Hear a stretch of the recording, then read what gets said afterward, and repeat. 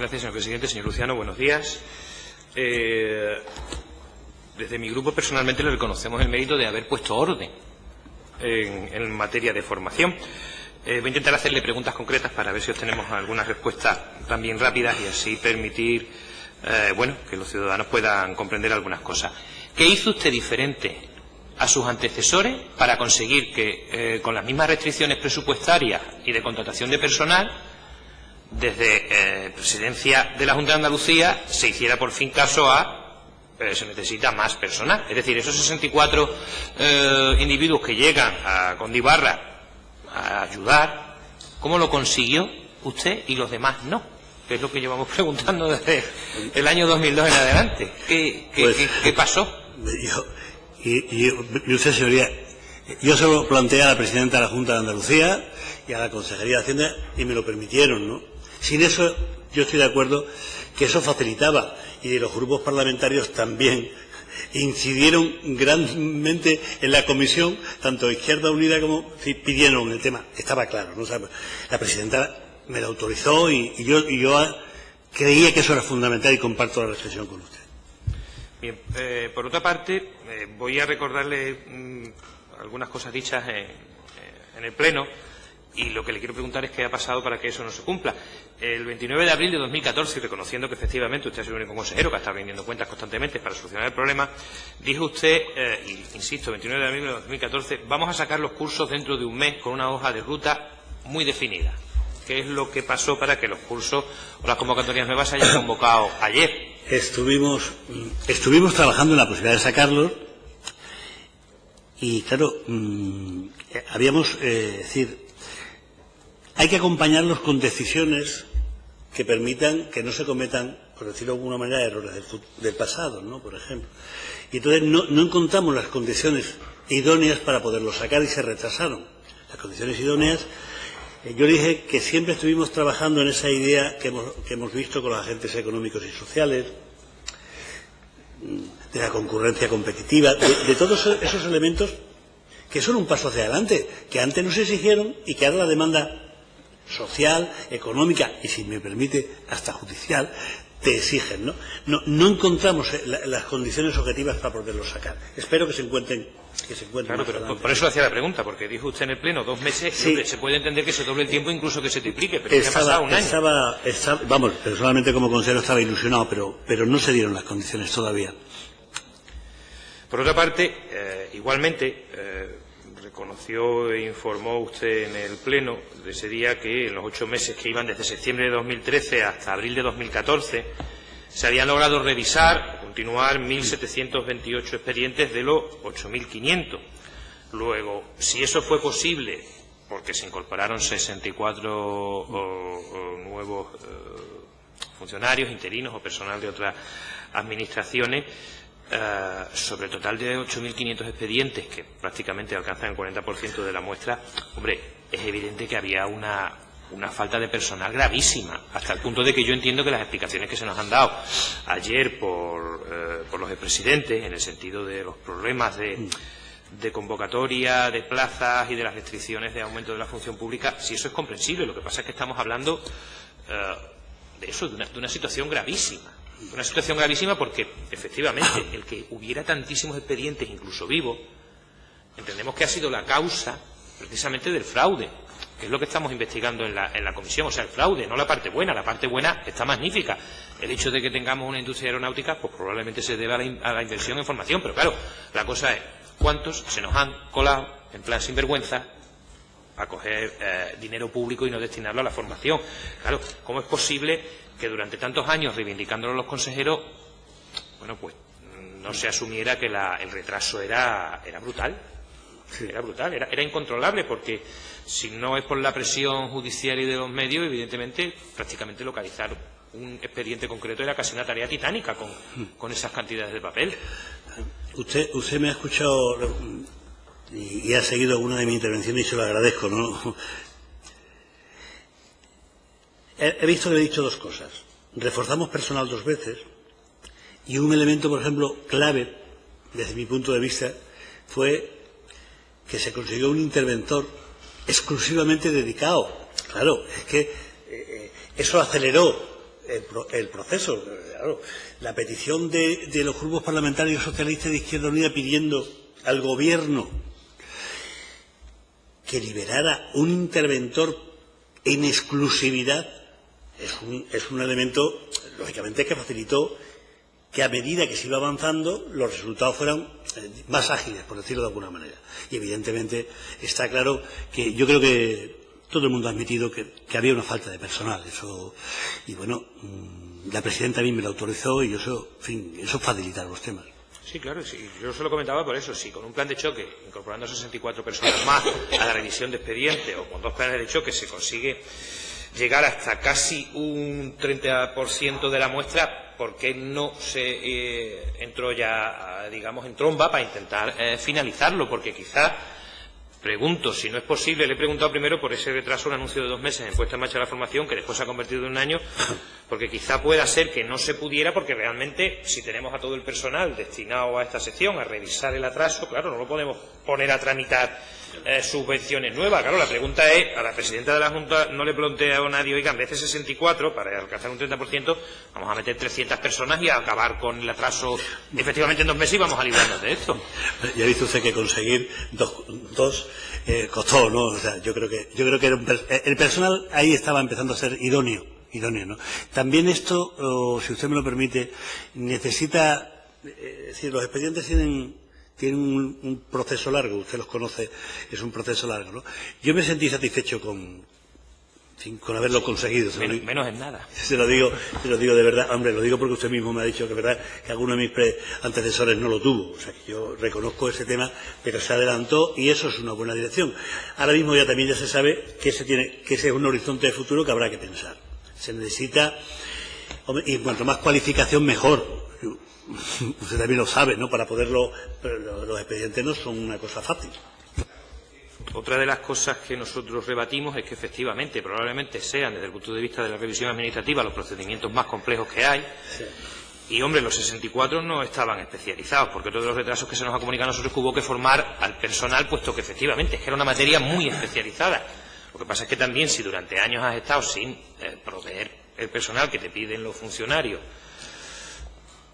es una zona superárida para cualquier trabajador de la administración pública y en cuanto hay un concurso de traslado, pues intenta, entre comillas, escapar de allí por la burrada de trabajo que hay. Digamos que sí, que lo hizo bien, un plan de choque, pero que es verdad que aquí nos han dicho los demás consejeros que lo avisaban y lo avisaban durante años. Quisiera preguntarle también, a raíz de lo que ha planteado el diputado Castro en relación a la mudanza, hay una cosa que tampoco acertamos a comprender respecto a lo que se ha expuesto por algunos de los comparecientes en cuanto al caos que se produce en los expedientes y tras papeleo y tal, etcétera, relativo a una mudanza y que se ha justificado precisamente por la misma mudanza, que pudiera ser, pero claro, los expedientes de formación son un poquito más del 10% de los expedientes que había en la Dirección General de Formación para el Empleo cuando se hace el traslado de educación a empleo. Claro, no hemos escuchado, esperemos que no haya pasado, que en el restante 90% de los expedientes y documentación haya habido problemas. ¿Cómo es posible que solo hubiera problemas en esa mudanza en la parte de formación y no en los demás sectores o departamentos? No tengo constancia de ello. Ya se lo he dicho de verdad, señor. No me llegó por lo menos constancia como consejero, si no se lo estaría contando, no me llegó. Y en relación a la integración, teníamos por un lado lo que era el Servicio Andaluz de Empleo, las correspondientes direcciones integradas como Administración Pública pura, con menos personal, lógicamente, y la FAFE. A nosotros nos han dicho que en muchas ocasiones por la FAFE se revisaban expedientes de subvenciones de formación de empleo. Conmigo no. Que era imposible, efectivamente. No hubo posibilidad de acelerar esa integración que ahora se está intentando. Conmigo la FAFE no revisó expedientes. Usted lo sabe, tiene ese dato, y yo espero que esa integración se haga y sea positiva, ¿no? Pero no, conmigo no. Eso le pregunto, nadie se planteó, bueno, ya que tenemos la fundación, que por lo menos... Eso tenía también contestación en otros grupos parlamentarios.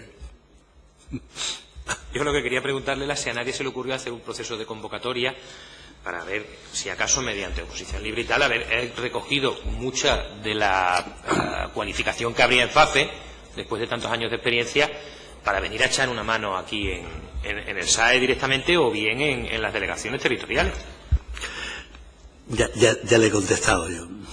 Usted está lleno de lógica y sentido común, pero a veces es más complejo el proceso de integración de FAFE. Es un proceso, usted también lo conoce, es jurista, largo, complejo y difícil. Y en relación a los reintegros, una vez que los expedientes de reintegro se van cerrando, ¿hay alguna línea especial que se haya, en su momento, que se creara o se abriera con la Consejería de Hacienda para ir coordinando la posible recuperación? Porque eso es automático, ¿no?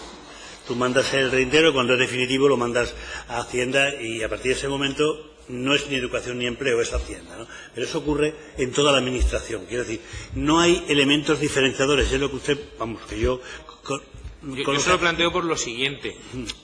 Muchas empresas han desaparecido. Esa información la tendrá, suponemos, la Consejería de Hacienda. La pregunta es si no se planeó, una vez que se decide hacer la revisión más exhaustiva posible, porque efectivamente es uno a uno todos los expedientes y empiezan a salir muchos expedientes donde ha habido cantidades que hay que devolver, aunque no sean todo lo que forma parte de la subvención, etcétera. Y sobre todo, teniendo en cuenta lo que también usted ha dicho, que muchos de los afectados, entre comillas, son administraciones públicas. Claro, la cosa es, ¿no se le ha ocurrido en su momento a nadie diseñar un plan para, digamos, con esa bolsa que se vaya creando de crédito, hacer algo? Lo que quiero decirle a su señoría es que Hacienda hay un principio de igualdad para cualquier que le llegue a la agencia. Por lo tanto, eso es lo que puedo decir. No se hizo, es decir, ni se ha hecho que yo sepa. Es decir, funciona siempre todo es igual. De cualquier consejería que llegue ese sistema, por ejemplo, de devolución, de pago, o etcétera, ¿no? Que no tenemos idea de si a lo mejor estamos atascando Hacienda. Por lo menos, pero fíjese, señoría, yo por lo menos no he percibido nunca de Hacienda que tuviera atasco, ¿no? A lo mejor incluso no lo he percibido, ¿no? Y nunca me ha llegado. Eso es extraño, ¿no? Yo no tengo ninguna conciencia de que Hacienda haya tenido atascos, ¿no? En ese terreno. Durante su mandato se recibieron denuncias relacionadas con lo que se ha expuesto aquí en la comisión en algunas ocasiones, que es con el problema de la entrega de titulaciones, certificaciones, es decir, con el resultado final de la inversión, que era que el alumno pudiera, digamos, mostrar su cualificación, por un lado, y si se recibieron denuncias con uno de los hechos más graves de los que nosotros hemos tenido conocimiento, que evidentemente no es responsabilidad directa de la Administración, pero que sí ha sucedido, como era el asunto de los formadores, las diferencias salariales y lo que algunas empresas, bueno, pues les hacían, digamos, ciertas coacciones para quedarse con parte de la subvención que debería destinar a salarios. Y si se supuso conocimiento de la Junta, es la pregunta. Evidentemente entiendo que eso no es responsabilidad de la Junta que los empresarios maltraten a sus trabajadores, ¿no? Pero yo comparto mucho su criterio y no recibí denuncias en ese terreno, no recibí. Lo que sí le puedo decir es que, y tengo unas notas, si me lo permite, presidente, por contestar. Yo he puesto aquí los logros de acreditación de competencia y certificado de profesionalidad, que creo, este es un debate que el señor Castro también siempre metía en la reflexión, me parecía que era muy importante, ¿no? Mire usted, en 2014 se ofertaron, por ejemplo, nada más y nada menos que 26.922 plazas de acreditación y cualificación profesional, distribuidas en 27 cualificaciones diferentes. ¿Para atender a qué personas? Las que trabajaban en la ley de dependencia, el transporte sanitario y situaciones de emergencia, entre otras. Es la convocatoria de 5.000 plazas para acreditar los trabajadores de esta empresa en la cualificación atención sociosanitaria a personas en domicilio, ley de dependencia. Fueron las más de 5.300 plazas de 20 cualificaciones en convocatoria general y unas 700 de carácter específico para convocatoria de cualificaciones de agentes nocivos y control de plagas. Fueron los certificados de profesionalidad emitidos a través de procedimientos de acreditación y competencias profesionales convocados en 2011 y 2013. El último dato que yo tenía, el que tuve acceso, fueron nada más y nada menos que 14.200, sin convocar las convocatorias posteriores. Algunas iniciativas formativas que se inició su puesta en marcha con gestión. A mí me gustaba mucho el programa, por ejemplo, pusimos en marcha Cualifica, que era dirigido a las mujeres que habían sido víctimas de violencia de género, y lo hacíamos con el Instituto de la Mujer. Es decir, ese es un terreno que intenté, permítame este yoísmo, pero que intentamos en la consejería trabajar, y no hubo denuncia. Lo que sí nos pedían era buscar las formas de cualificación, porque evidentemente había un gran paro, y muchos de ellos habían salido de un sistema, en este caso, donde eran cualificados en su empresa, pero se habían quedado sin trabajo, ¿no? Y hay que seguir trabajando, eso me parece clave. Y finalmente la última pregunta, por lo que ha explicado usted hasta ahora, llega a la consejería, ve las cosas que fallan, se hace el esfuerzo por solucionarlas, evidentemente, insisto, le reconocemos el mérito de que ha sido el único consejero que consiguió lo que hacía falta, que era más personal. Aún así, la pregunta, por lo que usted ha ido contando, sigue siendo la misma. ¿No parece que fueran enfocados los trabajos y los esfuerzos a suspender las convocatorias? Hasta Mar Moreno dijo que ni se lo planteó ni se le pasó por la cabeza. Y usted más o menos ha dicho que llega, coge el timón y también intenta avanzar. O sea, es que sigo sin encontrarle la explicación a por qué se suspendió la convocatoria. No, pero que parece que tampoco ha sido decisión suya. No, vamos a ver. Las convocatorias están suspendidas cuando yo llego. Eso es así. Usted lo que me puede decir, usted no las puso en marcha. Yo no las puse. No, mire usted, le vuelvo a decir lo mismo. La Cámara de Cuentas y Intervención nos animaban a que termináramos un poquito con esta situación. Por eso vino la recomendación también de las no exceptuaciones y también en esta idea. Es decir, usted está hablando, cuando yo le decía al señor Busqué, usted está hablando hoy. En aquel momento había una sensación, yo creo que de mi punto de vista, no buena, de todo el tema de la tramitación. Yo creo que en este momento, y los datos que dio aquí el director general, me parece que eran unos datos buenos. Digo, bueno, se podría haber hecho mejor. Para mí, los datos que da Manuel García, que yo incorporé como director general, me parecen que unos datos que demuestran a la sociedad que tenemos que medir también lo que decimos acerca de los cursos de formación.